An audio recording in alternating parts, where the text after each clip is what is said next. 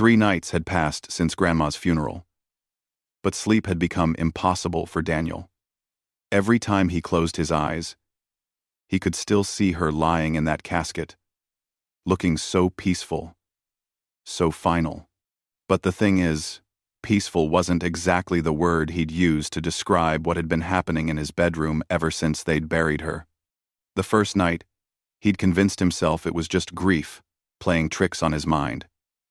The second night, he'd blamed it on exhaustion. But now, on the third night, as he lay there staring at the ceiling with every light in his room turned on, Daniel knew something was deeply wrong. It always started the same way. Right around midnight, the temperature would drop so suddenly that he could see his own breath hanging in the air like tiny clouds. His room would go from comfortably warm to absolutely freezing in less than a minute. The kind of cold that seeps into your bones and makes your teeth chatter no matter how many blankets you pile on top of yourself. Daniel pulled the covers up to his chin and watched as frost began forming on his bedroom window. Actual frost. In November. With the heater running full blast in the house, his heart started pounding so hard he could hear it in his ears. He knew what was coming next. The air near his closet door began to shimmer, like heat waves rising from summer pavement. Except this was the exact opposite. It was like watching cold become visible. And then, slowly, she appeared.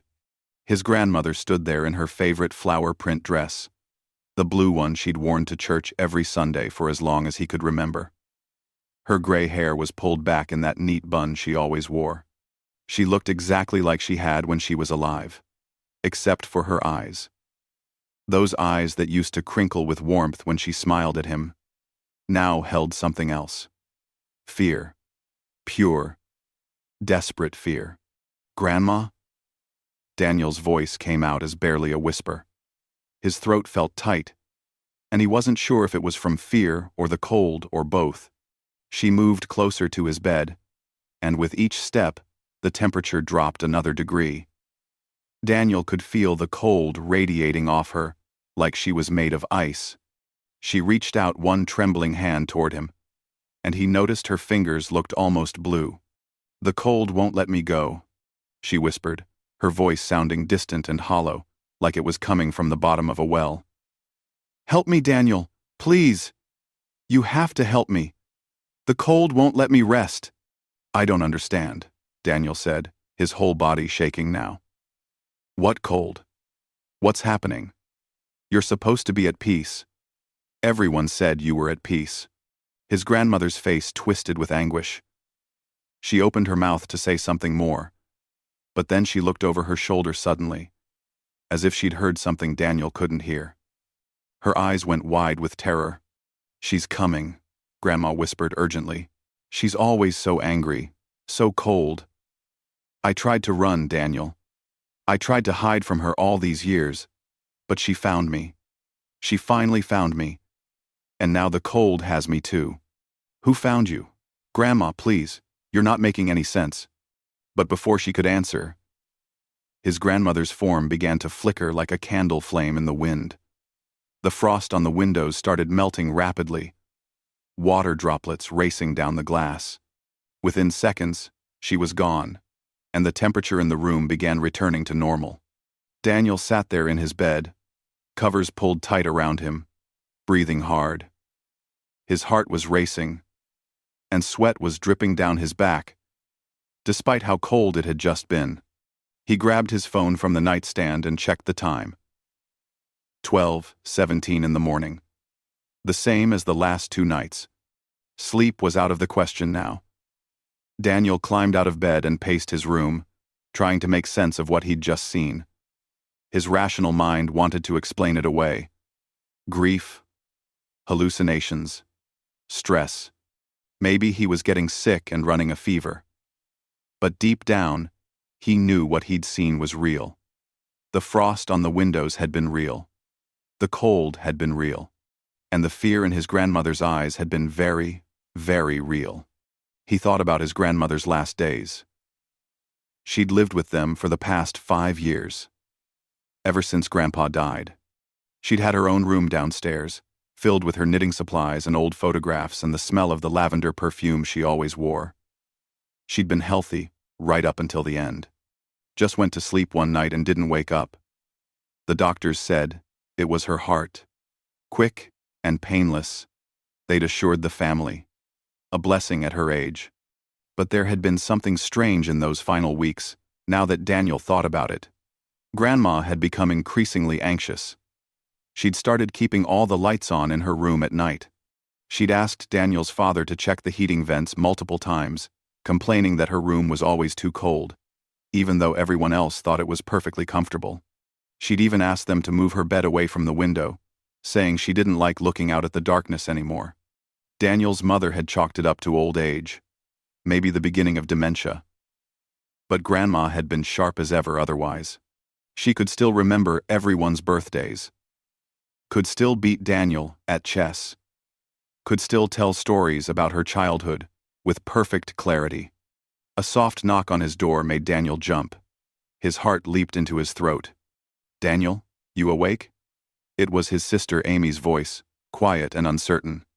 He hurried to open the door. Amy stood in the hallway in her pajamas, her arms wrapped around herself. Her eyes were red, like she'd been crying. "Did you see her too?" Amy asked, her voice trembling. Daniel's stomach dropped. "You saw Grandma?" Amy nodded quickly, fresh tears spilling down her cheeks. "She was in my room, just standing there by my dresser. It was so cold, Daniel. So incredibly cold. And she kept saying the same thing, over and over. The cold won't let me go. Help me. The cold won't let me rest." Daniel pulled his sister into his room and closed the door. They sat on his bed, and for a long moment, neither of them spoke. The silence was heavy, with questions neither of them knew how to answer. "This is the third night for me," Daniel finally said. "Same thing. Every time. Right at midnight." "For me too," Amy whispered. "I thought I was losing my mind. I didn't want to tell anyone because who would believe me? But Daniel." She looked so scared. I've never seen Grandma look scared of anything in her whole life. What could frighten someone who's already dead? That was the question, wasn't it? Daniel stood up and walked to his window, looking out at the quiet suburban street below. Everything looked so normal out there. Houses dark, street lights glowing, a few cars parked along the curb. Just another ordinary night in an ordinary neighborhood. But inside this house, something impossible was happening. "We need to find out what's going on," Daniel said, turning back to face his sister. "Grandma wouldn't be coming to us like this unless she really needed help. And this thing she keeps mentioning about the cold, about someone finding her, we need to figure out what that means." Amy wiped her eyes and nodded. "Where do we even start? It's not like we can just Google, 'Why is my dead grandmother haunting me and talking about being cold?'" Despite everything, Daniel almost smiled at that. Leave it to Amy to make a joke, even in the scariest situation they'd ever faced. But she had a point. This wasn't something they could research online or ask their parents about. Their mom and dad would either think they were having some kind of shared grief breakdown or they'd panic and want to call a priest or something. "Grandma's things," Daniel said suddenly. "All her stuff is still in her room downstairs. Mom hasn't had the heart to go through it yet. Maybe there's something there. Something that could explain what's happening." They waited until they were sure their parents were asleep, then crept downstairs as quietly as possible. The old house creaked with every step, and Daniel's heart pounded each time a floorboard groaned under their weight. His grandmother's room was at the end of the first-floor hallway, past the kitchen and the small bathroom she'd used. Daniel turned the doorknob slowly and pushed the door open. The room still smelled like lavender, and for a moment, the familiar scent made his throat tight with grief. Everything was exactly as Grandma had left it. The floral bedspread was neatly made. Her reading glasses sat on the nightstand, next to a half-finished mystery novel. Her collection of porcelain birds lined the windowsill, catching the moonlight filtering through the curtains. "This feels wrong," Amy whispered. "Like we're invading her privacy." "She asked us for help," Daniel reminded her. "She came to both of us. She wouldn't do that unless she wanted us to find something." They started searching carefully, trying not to disturb things too much. Daniel checked the nightstand drawers while Amy looked through the small desk in the corner where Grandma used to write letters to her old friends. Most of what they found was ordinary. Bills, grocery lists, birthday cards from family members, recipes cut out from magazines. Then Amy opened the bottom drawer of the desk and gasped. "Daniel, look at this." She pulled out a leather-bound journal, old and worn, the pages yellowed with age. Daniel came over, and they sat together on the floor, opening the journal carefully. The handwriting inside was their grandmother's, but younger, less shaky. The first entry was dated from just 6 months ago, September 15th. Daniel read aloud softly. "I thought I was safe. I thought after all these years, after moving so far away, she would never find me. But I felt it today. That same cold I remember from so long ago. It started in my bedroom, just a small chill, like a draft. But I know better. I know what it means. She's looking for me again." Amy's hand gripped Daniel's arm. "Who is she talking about?" Daniel turned the page, his hands shaking slightly. The next entry was from a week later, September 22nd. "The cold is getting worse. It follows me from room to room now. Last night, I thought I heard her voice calling my name. Just like that terrible night in 1963. I want to tell someone, but how can I? How can I explain what I did? What we did? The guilt has eaten at me for 62 years, but I told myself it was an accident. I told myself I had no choice. But the truth is darker than that, and now she's come to collect what I owe." Daniel's mouth went dry. 1,963. That was over 60 years ago. His grandmother would have been just a teenager then. What could have happened when she was so young that still haunted her all these years later? They continued reading, entry after entry, watching as their grandmother's fear grew with each passing week. She wrote about the cold getting stronger, about seeing shadows in the corners of her room, about barely sleeping because she was terrified of what waited for her in the darkness. Then they found an entry from just 3 days before she died. November 10th. "I don't have much time left. I can feel her getting closer. The cold is with me constantly now, even when I'm sitting right next to the heater. My heart can't take much more of this fear. But perhaps that's fitting. Perhaps this is exactly what I deserve. I should have told someone years ago. I should have been brave enough to admit the truth.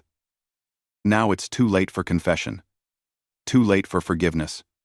All I can do is write it down and hope that someday someone will understand." Her name was Eleanor Blackwood. "We were best friends once, before jealousy turned us into enemies. Before that terrible night at the old mill in Willow Creek. Before I made the worst decision of my life and left her there in the freezing water, calling for help that never came." The journal entry ended there, but tucked between the pages was a torn photograph. Daniel pulled it out carefully. It showed 2 teenage girls standing in front of what looked like a textile factory or mill. They had their arms around each other's shoulders, both smiling at the camera. One of them was clearly their grandmother, young and pretty, with dark hair and bright eyes. The other girl had lighter hair and a gentle smile.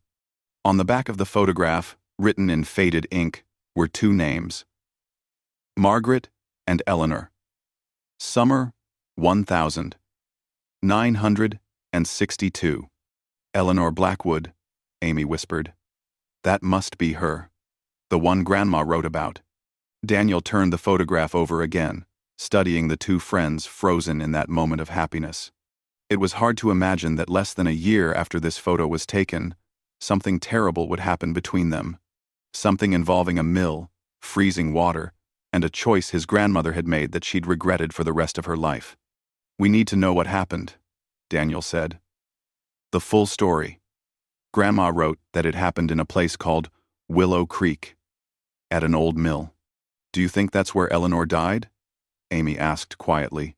"It sounds like it, and if Grandma left her there, if she didn't get help—" Daniel couldn't finish the sentence. The implication was too horrible. His grandmother, the woman who'd baked him cookies and taught him to play cards and hugged him whenever he was sad, had somehow been involved in someone's death. They kept searching and found more items hidden in the back of the desk drawer. There was a yellowed newspaper clipping from February 1963. The headline read, "Local Girl Dies in Mill Accident." The article was brief, describing how 17-year-old Eleanor Blackwood had fallen through weak floorboards into the frozen water reservoir beneath the Willow Creek textile mill. Her body had been found the next morning. The death was ruled accidental, but Daniel and Amy now knew it wasn't that simple. Their grandmother had been there. She'd witnessed Eleanor fall, or maybe even been involved in the fall somehow. And instead of getting help, she'd run away and kept the secret for over 60 years. "No wonder she couldn't rest," Amy said, her voice thick with emotion. "She's been carrying this guilt her whole life. And now Eleanor's spirit has found her." Daniel looked at his sister. "Amy, if Eleanor died in that freezing water, and if she's been angry all these years about being abandoned, then she's not just haunting Grandma. She's trapped her somehow. That's what Grandma meant, about the cold, not letting her go. Eleanor is keeping her in some kind of frozen state, making her feel what she felt when she was dying alone in that cold water." The temperature in the room suddenly dropped. Both of them noticed it at the same time. Their breath became visible in the air. Why? The lavender scent that had filled the room was replaced by something else. Something damp and musty, like old water and decay. Daniel and Amy scrambled to their feet, the journal and photograph clutched in Daniel's hands. The cold was different this time. More intense, more aggressive. It felt like invisible ice water was being poured over their skin. The porcelain birds on the windowsill began to rattle, and the curtains moved, even though the window was closed. "She knows we found out," Amy whispered, her teeth already starting to chatter. "Eleanor knows we're looking into what happened." The lamp on the nightstand flickered, casting wild shadows across the walls. And then, in the corner of the room near the closet, that same shimmer appeared. But this time it wasn't their grandmother materializing. This was something else entirely. The figure that emerged from the cold air was younger, maybe 17 or 18. She wore an old-fashioned dress that looked soaked, water dripping from the fabric even though it never seemed to reach the floor. Her hair hung in wet strands around her pale face, and her lips had a bluish tint. But it was her eyes that made Daniel's blood run cold. They were filled with such anger, such betrayal, such deep and terrible pain. "You're Eleanor," Daniel managed to say, though his voice shook. The spirit's head tilted slightly, studying them both. When she spoke, her voice sounded like wind blowing across ice. "Margaret's grandchildren. I've seen you visiting her all these years. Happy family. Warm Sunday dinners. Birthday celebrations. Everything she got to have while I stayed in the cold." "We didn't know," Amy said quickly. "We just found out tonight. We read her journal. We saw what happened." "What happened?" Eleanor's laugh was bitter and sharp. "Is that what she wrote? That something happened? How convenient to make it sound like fate, like an accident no one could prevent." She moved closer, and with each step, ice crystals formed on the carpet beneath her feet. "Let me tell you what really happened. Let me tell you about the night your precious grandmother became a killer." Daniel wanted to defend his grandmother, wanted to say that surely it wasn't that simple, but the words died in his throat.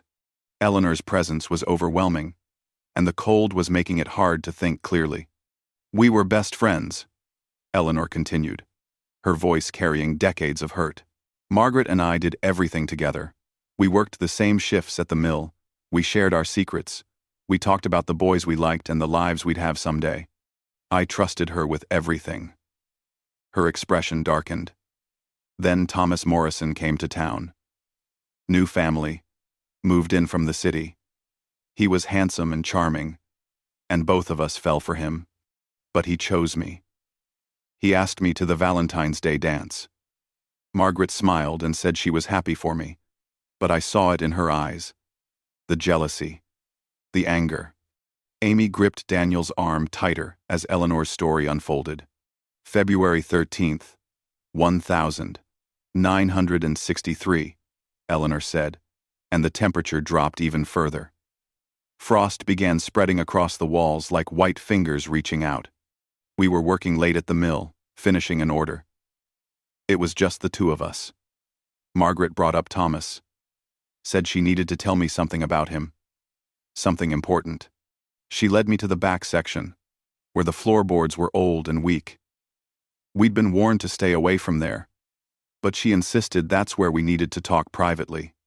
Eleanor's form flickered, becoming translucent for a moment before solidifying again. We argued. She told me Thomas had kissed her, that he'd said he made a mistake choosing me. I didn't believe her.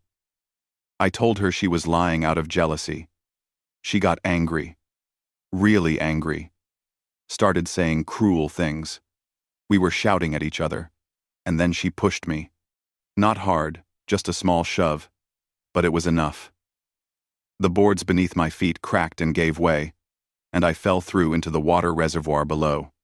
Daniel could picture it in his mind. The horror of that moment. A teenage girl falling through rotten wood into freezing water in the darkness below the mill floor. The water was so cold it felt like knives stabbing into my skin, Eleanor continued, her voice dropping to barely a whisper. I went under. Came up, gasping. I could see the hole above me. Could see Margaret's face looking down. I screamed for her to get help. To throw me something to grab onto. To do anything. The water was so cold, and I could already feel my muscles starting to seize up. Tears were streaming down Amy's face now. Daniel felt sick to his stomach. Do you know what your grandmother did? Eleanor asked, her eyes boring into theirs. She stood there. For 3 full minutes. She stood there, watching me struggle in that freezing water. I saw her face, saw her thinking, calculating, and then she turned and ran. Not to get help. Just ran. By the time anyone found me the next morning, I'd been in that water for 8 hours. Dead for most of them, frozen solid. The room was completely covered in frost now. Daniel could barely feel his fingers anymore. His whole body was shaking uncontrollably. I'm sorry, Daniel said through chattering teeth. What she did was terrible. Unforgivable. But Eleanor, keeping her trapped now, keeping yourself trapped too, it won't change what happened. No, Eleanor agreed, her voice as cold as her touch. But it makes her finally understand what I felt. Every night since she died, she's been with me in that water. She feels the cold that wouldn't let me go. She feels the fear, the betrayal, the slow agony of freezing to death while someone who claimed to love you does nothing to help. Please, Amy begged. Our grandmother is gone. She's dead. Whatever punishment you're giving her. Hasn't it been enough? Eleanor's expression didn't change. Your grandmother lived for 62 more years after that night. She fell in love, got married, had children, had grandchildren. She got to grow old and die peacefully in her sleep. I stayed 17 forever, trapped in that mill, in that water, in that cold. She lived a full life, while I had nothing. How is that fair? How is that justice? It's not, Daniel admitted. You're right. It's not fair at all. But Eleanor, there's something you need to know. We read her journal. Every single entry from the last 6 months. She never stopped feeling guilty. She never forgot what she did. She lived with that weight every single day. Guilt? Eleanor laughed harshly. She should have felt guilty. She should have turned herself in. She should have told the truth, instead of letting everyone believe it was just an accident. You're right, Daniel said again. She should have. But she was 17 and scared, and she made a terrible choice that she couldn't take back. And it destroyed her just as much as it destroyed you, just in a different way. Eleanor's form flickered again, and for just a moment, Daniel thought he saw uncertainty in her eyes. But then, her expression hardened once more. I didn't come here to listen to excuses, she said. I came because your grandmother's spirit called out to you for help. She thought maybe you could do something I'm not allowing her to do. She thought maybe you could make things right somehow. Eleanor's smile was cold and sad. But there is no making this right. The only thing that balances the scales is if someone else understands what I went through. If someone else pays the price she should have paid. Daniel's heart started racing even faster. What do you mean? Eleanor raised her hand, and the frost on the walls began spreading faster, climbing up their legs like frozen vines. One of you stays with me.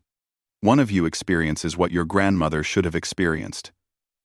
You go into the cold, into the water, and you don't come out. That's the price for her freedom. That's the only way she rests, and the only way I let this go. No, Amy said immediately. Absolutely not. You can't ask us to die for something our grandmother did before we were even born. I'm not asking, Eleanor said simply. I'm telling you how this ends. One way or another, the debt gets paid. You have 3 days to decide which one of you it will be. 3 days. And then, I'm coming back. And if neither of you agrees, then I'll take you both. The cold suddenly released them. The frost on the walls melted instantly, water running down in streams. Eleanor's form began to fade. Wait, Daniel called out. There has to be another way. Please, just wait. But Eleanor was already gone, leaving nothing behind but puddles of water on the carpet and the lingering smell of the mill, of old machinery and frozen despair. Daniel and Amy stood there in their grandmother's room, shaking from cold and fear. 3 days. They had 3 days to figure out how to save themselves, save their grandmother, and somehow bring peace to a spirit that had been trapped in anguish for over 60 years. We need to go to Willow Creek, Daniel said finally. We need to see the mill, see where it happened. Maybe if we understand everything, we can find a way to fix this that doesn't involve either of us dying. Amy nodded slowly. Okay. But Daniel, what if there is no other way? What if one of us really does have to pay the price? Daniel looked at his sister, at the fear in her eyes that probably matched his own. Then we figure out which one of us it should be. But we're not giving up yet. Grandma wouldn't want us to sacrifice ourselves for her mistakes. There has to be another answer. The next morning, Daniel and Amy told their parents they needed to take a road trip to handle some of their grandmother's final affairs. It wasn't entirely a lie.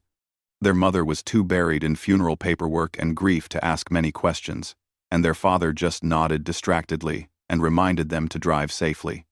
By 8 in the morning, they were on the highway heading north toward Willow Creek.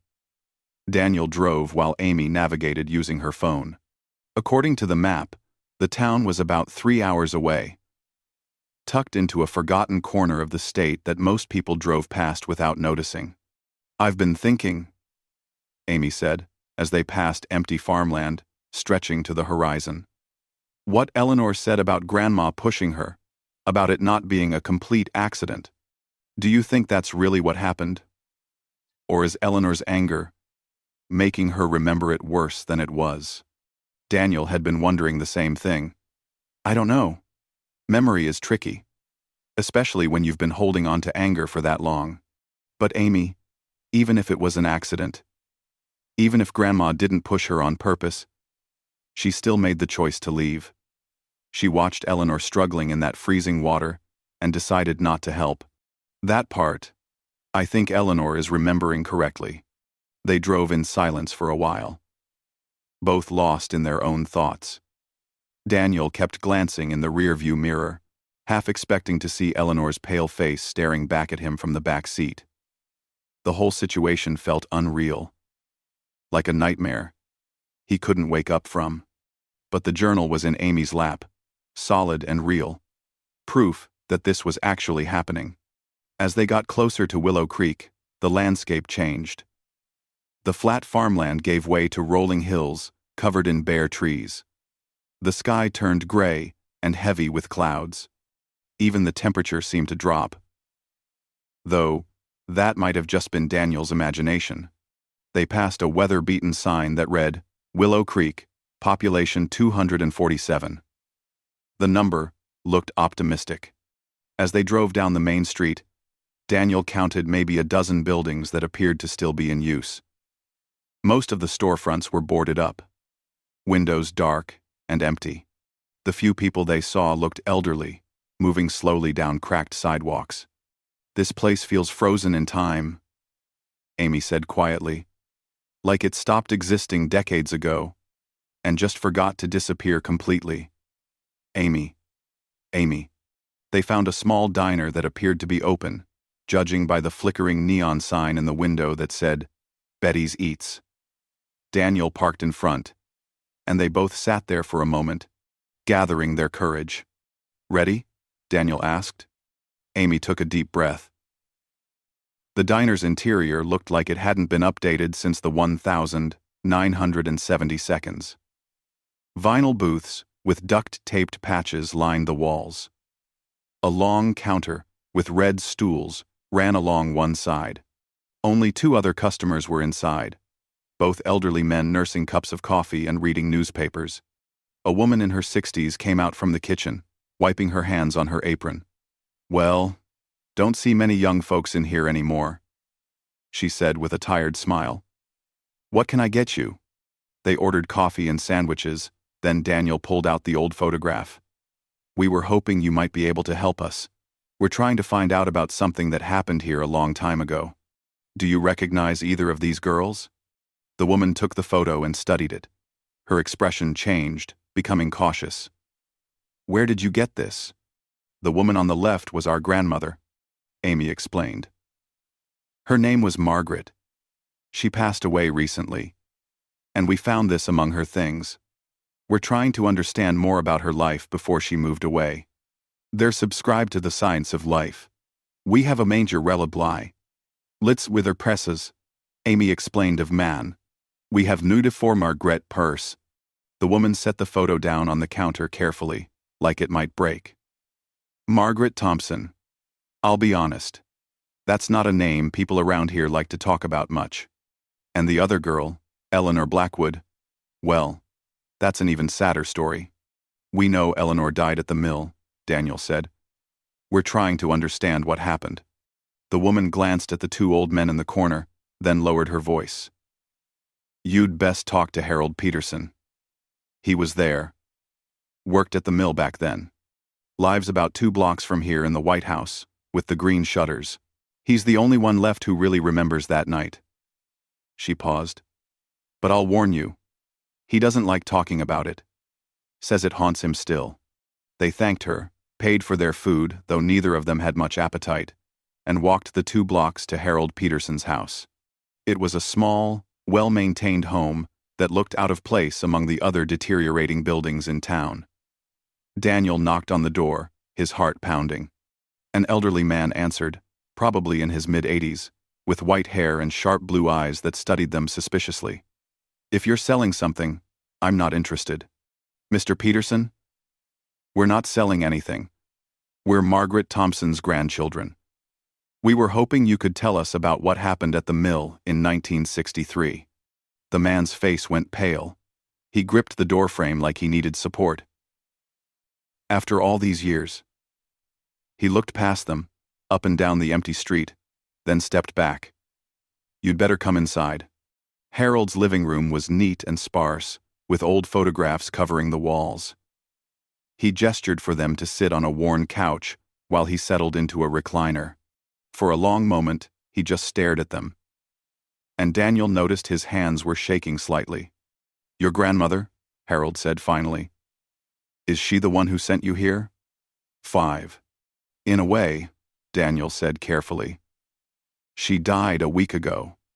But before she died, she wrote in her journal about what happened with Eleanor. We need to know the truth." Harold closed his eyes. "The truth. I've kept that secret for over 60 years because your grandmother begged me to. But I suppose it doesn't matter anymore now that she's gone." He opened his eyes and looked directly at them. "I was the night foreman at the mill. 24 years old, thought I was responsible and mature. The girls weren't supposed to be there that late, but Margaret had asked me for permission to stay and finish an order. She said Eleanor would be with her, so I figured it was safe enough. 2 girls. Together." He paused, lost in the memory. "Around 9 o'clock, I was doing my rounds when I heard shouting coming from the back section. I headed that way. And that's when I heard the crash. The sound of wood breaking. Then screaming. I ran as fast as I could." Daniel leaned forward. "What did you see?" "I saw Margaret standing at the edge of a hole in the floor, looking down. She was just standing there, frozen. I ran past her and looked down into the reservoir. Eleanor was in the water, splashing, trying to stay afloat. The water was barely above freezing because of the weather we'd been having." "What did you do?" Amy asked.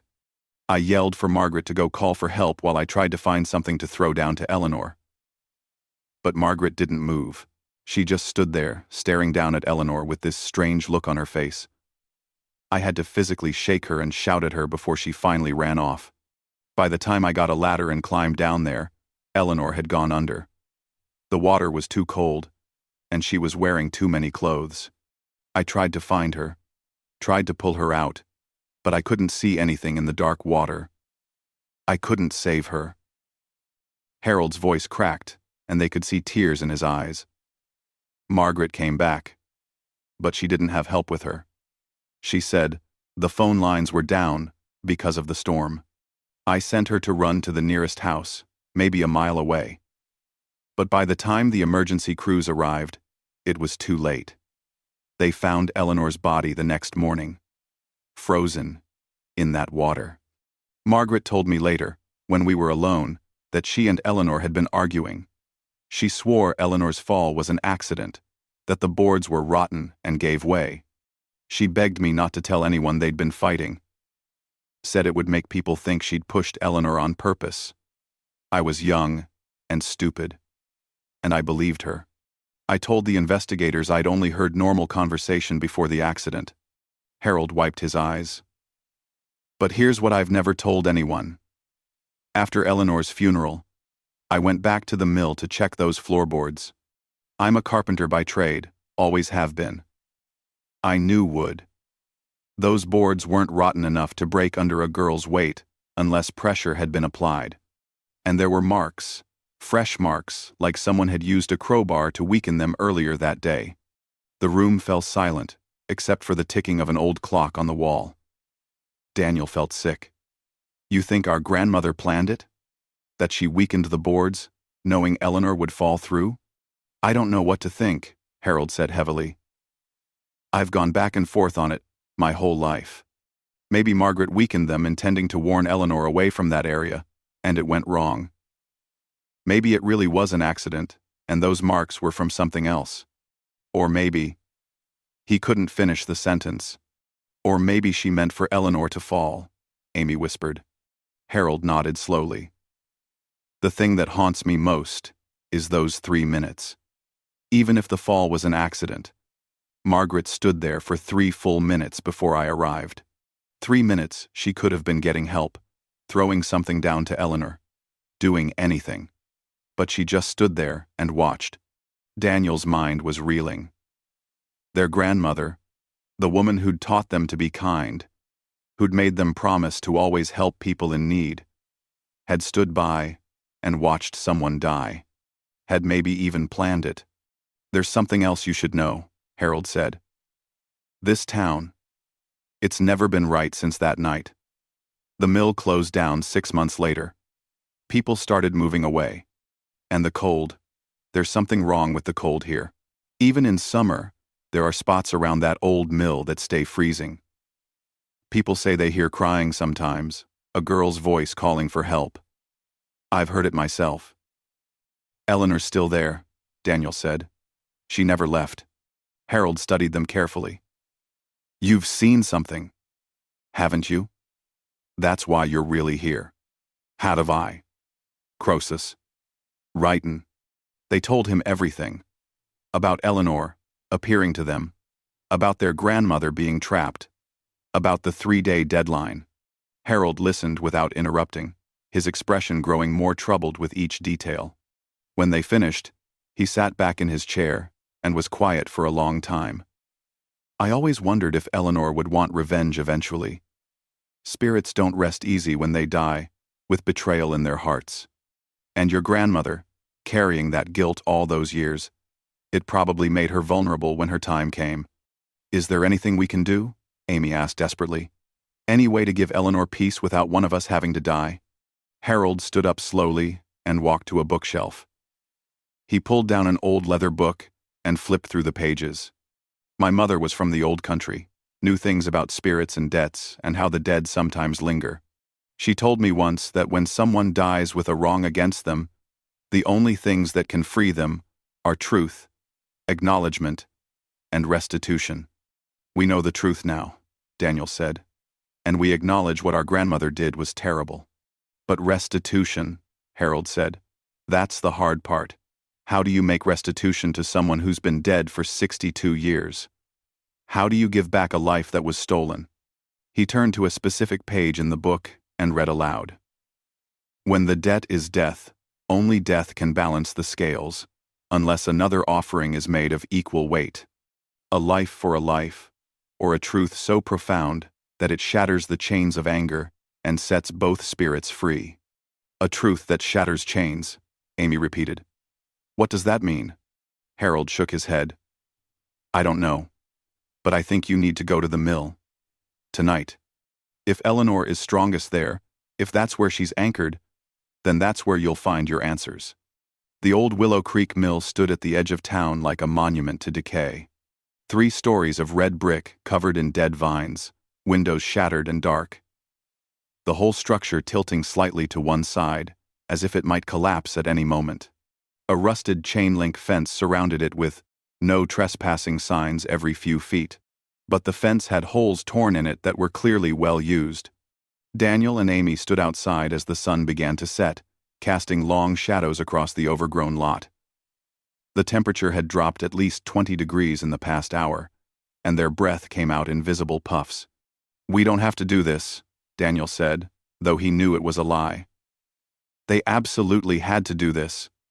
We could just leave, drive far away, and hope Eleanor can't follow us. She'd follow, Amy said with certainty. And even if she couldn't, Grandma would still be trapped. Could you live with that? Knowing she's suffering, and we could have tried to help? Daniel couldn't. As angry as he was about what their grandmother had done, as betrayed as he felt learning the truth, she was still the woman who'd loved them their whole lives. She'd made a terrible mistake when she was young, and she'd paid for it every day since. He couldn't abandon her now, even if she'd abandoned Eleanor all those years ago. They climbed through one of the holes in the fence and approached the mill. The front door hung off its hinges, making entrance easy. Inside, the last light of day filtered through the broken windows, illuminating a vast empty space that had once housed textile machinery. Rust stains marked the floor where equipment had stood. The air smelled of mold, rotting wood, and something else underneath it all. Something cold and wet. The reservoir is in the basement, Daniel said, remembering what Harold had told them. That's where we need to go. They found a stairwell in the back, the steps creaking ominously under their weight. Daniel used his phone as a flashlight, the beam cutting through the darkness. The temperature continued to drop with each step down. By the time they reached the basement level, they could see their breath in thick clouds. The basement was partially flooded, maybe 3 inches of water covering the floor. But the water wasn't moving, wasn't flowing anywhere. It just sat there, perfectly still, and absolutely freezing. In the center of the large space was a rectangular opening in the floor, surrounded by old wooden boards. Some of them clearly rotten. Some of them replaced more recently, probably after Eleanor's death. "This is it," Amy whispered. This is where she fell. The cold intensified so suddenly, it was like walking into a freezer. The water on the floor began to freeze, ice spreading out in patterns from the reservoir opening. And then Eleanor appeared. Not gradually this time, but all at once, standing on the other side of the reservoir hole. She looked even more solid than before. More real. Her wet dress clung to her, and water dripped from her hair and fingers. Her blue-tinged lips curved into something that wasn't quite a smile. "You came," she said. "I wasn't sure you would. Most people would run and hide and hope the problem went away." "We're not running," Daniel said, trying to keep his voice steady. "We came because we need to talk. Really talk. Not threats or ultimatums, just talking." Eleanor tilted her head. "What is there to talk about? I told you the terms. One life for one life. That's the only language justice understands." "Is it, though?" Amy stepped forward, though Daniel wanted to pull her back. "You've been holding on to this anger for 62 years. Has it made you feel better? Has it given you any peace at all?" "It's given me purpose," Eleanor said coldly. "It's kept me here when I should have moved on. But at least I wasn't forgotten. At least Margaret never got to forget what she did to me." "She never forgot," Daniel said. "We read her journal. Every page was filled with guilt and regret. She thought about you every single day. She never married Thomas Morrison, the boy you were both fighting over. She left Willow Creek and never came back. She carried the weight of what she did for her entire life." "Good," Eleanor spat. "She should have carried it. She should have suffered. Well, do waiter. Well, good. Well, 17. She did suffer," Amy said gently. "Maybe not the same way you suffered, but she suffered. And now she's dead. And you're still here. Still angry. Still trapped. Eleanor, when does it end? When is the debt finally paid? If we give you our lives, if one of us dies here tonight, will that really make you feel whole again? Will that bring you back to life?" For the first time, uncertainty flickered across Eleanor's face. "It will balance the scales." "No, it won't," Daniel said. "It will just create more tragedy. More people dead because of something that happened in 1963. Our parents will lose their children. Our friends will lose us. And you'll still be here. Still cold. Still angry. Because revenge doesn't heal anything. It just spreads the pain around." Eleanor's form flickered, becoming translucent. "You don't understand. You weren't there. You didn't feel the cold, the fear, the betrayal of watching your best friend turn and walk away while you drowned." "You're right," Amy said, tears streaming down her face. "We don't understand what that felt like. No one should have to understand that. What Margaret did was unforgivable. She betrayed you in the worst possible way. She let jealousy and anger turn her into someone who could watch a friend die. And that's something she has to answer for. Training. Training axes. Train." "She does," Daniel agreed. "But Eleanor, making us pay for her sins doesn't make you any better than she was. Don't you see? If you take our lives, you become exactly what you hate. You become someone who hurts innocent people because of your own pain." Eleanor let out a sound that might have been a sob or a laugh. "I'm already a monster. I've been one for 62 years. That's what being trapped in this cold does to you. It freezes your heart until there's nothing left but anger. That's not true, Amy said urgently. We can see the hurt in you, Eleanor. We can see the girl you were before all this happened. The girl in that photograph, with her arm around her best friend, smiling because life was full of possibilities. That girl is still in there somewhere. That girl died in this water, Eleanor said. But her voice was quieter now, less certain. Daniel took a deep breath, suddenly understanding what Harold's mother's book had meant about a truth that could shatter chains. Eleanor, can I tell you something? A truth that our grandmother never got to say to you? Eleanor stared at him, waiting. Margaret was terrified, Daniel said. Harold told us he found her frozen, just standing there, staring down at you in the water. He had to shake her to get her to move. I think in that moment, when she realized what had happened, whether she'd planned it or it was an accident, she was overwhelmed. She was 17 years old, and she'd just caused someone's death. And instead of being brave enough to face what she'd done, she ran. She made the worst possible choice, but she made it out of fear, not hate. That doesn't excuse what she did, Eleanor said. No, it doesn't. Daniel agreed. Nothing excuses it. But here's the other truth, the one we figured out from reading her journal. Margaret never forgave herself. She punished herself every single day for 62 years. She never let herself be truly happy because she felt she didn't deserve happiness. She isolated herself from other people because she felt she didn't deserve love. She lived in a prison of her own guilt, and it was colder and darker than this basement ever could be.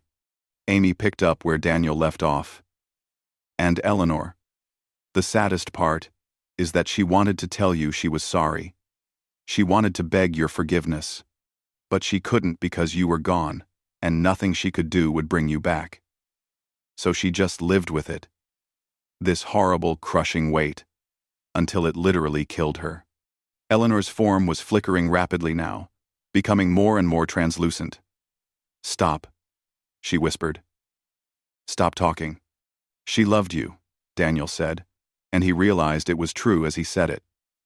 You were best friends. She loved you, and that's why the guilt destroyed her. If she hadn't cared about you, she could have moved on. But she couldn't move on. Because losing you, knowing she'd caused your death, it broke something inside her that never healed. You think I wanted her to suffer like that? Eleanor's voice cracked. You think I enjoyed knowing she was miserable? No. Eleanor's voice. No. No. Didn't you? Amy asked gently. Isn't that what you've been saying? That she deserved to suffer? Eleanor was silent for a long moment. The ice on the floor began to melt. The terrible cold that had filled the basement started to ease. When she spoke again, her voice was different, younger somehow, more vulnerable. I just wanted her to remember me. I didn't want to be forgotten. I didn't want my death to mean nothing. Your death wasn't nothing, Daniel said. Your death shaped our grandmother's entire life. Every choice she made, every moment of happiness she couldn't let herself fully feel, it all came back to you. You were never forgotten, Eleanor. Not for a single day. Eleanor looked down at the reservoir opening, at the dark water far below. I've been standing in this spot for 62 years. Standing here, living that night, over and over again. Waiting for her to come back, to say she was sorry, to try to pull me out, and she never came. She couldn't, Amy said. The guilt was too strong. She was too afraid to face what she'd done. But Eleanor, she sent us, her grandchildren. She came to us as a spirit and asked us to help her, knowing it would lead us here to you. Don't you see? This is her, finally coming back. This is her finally trying to make it right, the only way she could. Daniel walked closer to the reservoir opening, close enough that he could feel Eleanor's freezing presence. Harold told us about his mother's book. It said that sometimes, the only way to break the chains is with a truth so profound it shatters anger. I think the truth is this. Both of you, were trapped. She was trapped by guilt, and you were trapped by betrayal. Both of you have been prisoners of that night for 62 years. And the only way either of you goes free is if you both let go. How? Eleanor asked, and she sounded young now, scared, like the 17-year-old girl she'd been when she died. How do I let go of something that's been part of me for so long? The anger is all I have. If I let it go, what's left? Peace, Amy said simply. Rest. Freedom. The chance to move on to whatever comes next. Eleanor, you've suffered enough. You've hurt enough. Don't you want to be warm again? Don't you want to stop being so cold? Eleanor looked at them both, and for the first time, her expression softened. The anger drained away, leaving behind only exhaustion and sadness. I'm so tired, she whispered. I'm so tired of being cold and angry and alone. Then let it go, Daniel said. Let us help you. Let us give you what Margaret should have given you all those years ago. What's that? Eleanor asked. Acknowledgement, Daniel said. The truth spoken out loud. Recognition that you mattered, that your life mattered, that what happened to you was wrong. He pulled out his phone and opened the recording app. Eleanor Blackwood died on February 13th, 1963. She was 17 years old. She died in the freezing water beneath the Willow Creek Mill. Our grandmother, Margaret Thompson, was there when it happened. She either caused Eleanor's fall or did nothing to prevent it. Then she watched Eleanor struggling in the water and chose not to help. She chose to protect herself instead of saving her friend. Eleanor's death was ruled an accident, but it wasn't. It was a result of jealousy, anger, fear, and betrayal. Eleanor deserved better. She deserved to be saved.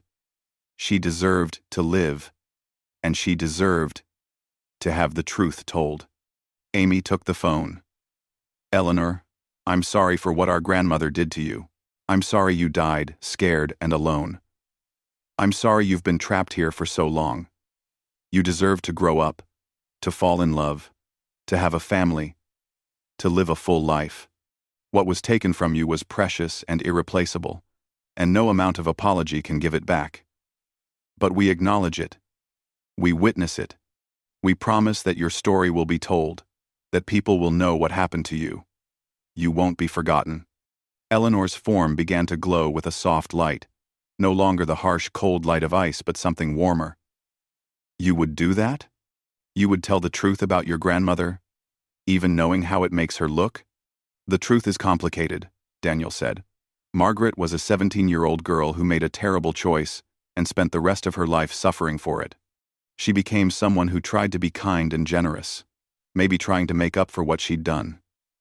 She wasn't all bad, Eleanor. But yes, we'll tell the truth about what happened to you. You deserve that much. The light around Eleanor grew brighter, and the cold in the basement was replaced by a gentle warmth. And then, incredibly, impossibly, another figure appeared beside Eleanor. Their grandmother, looking younger now, free from the fear and pain that had marked her visits before. Eleanor, their grandmother said, her voice clear and strong. I'm so sorry. I was jealous and angry, and I let those feelings turn me into someone who could do something unforgivable. I've wanted to tell you that for 62 years. I'm sorry I was too much of a coward to save you. I'm sorry I ran. I'm sorry I let you die alone in the cold. Eleanor looked at Margaret. These two old friends who had been trapped together by anger and guilt for so long. I was so hurt, Eleanor said. I felt so betrayed. You had every right to feel that way, Margaret said. What I did to you was monstrous. I have no excuse. But Eleanor, I never stopped thinking about you. I never stopped wishing I could go back and make a different choice. You were my best friend, and I destroyed that. I destroyed us, both. The two spirits stood facing each other across the reservoir hole, across 62 years of pain.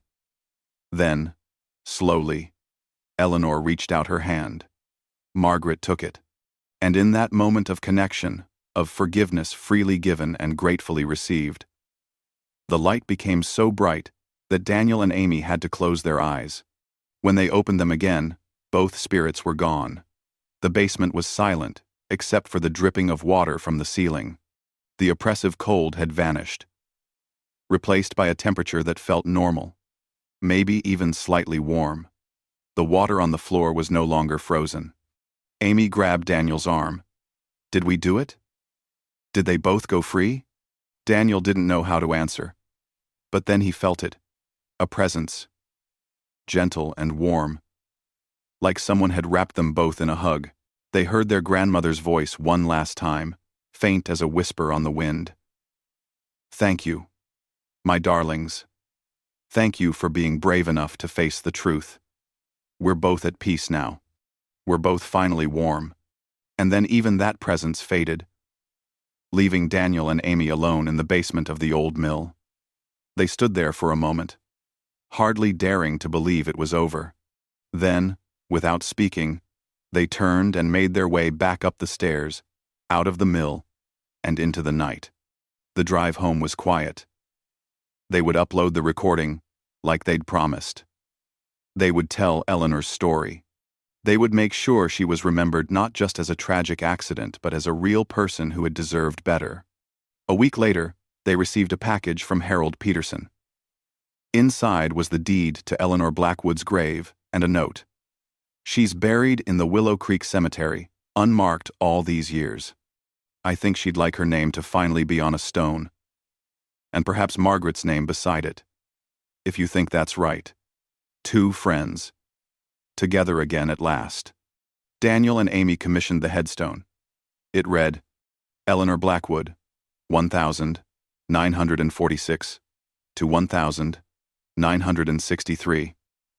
And Margaret Thompson, 1946 to 2024. 2 friends separated by betrayal, reunited by forgiveness. May they both rest in eternal warmth. The nightmares stopped. The cold visits ended. And though Daniel and Amy carried the weight of knowing what their grandmother had done, they also carried the knowledge that in the end, even the deepest wounds could heal. Even the coldest hearts could thaw. And sometimes, the bravest thing you could do was speak the truth, no matter how painful it might be.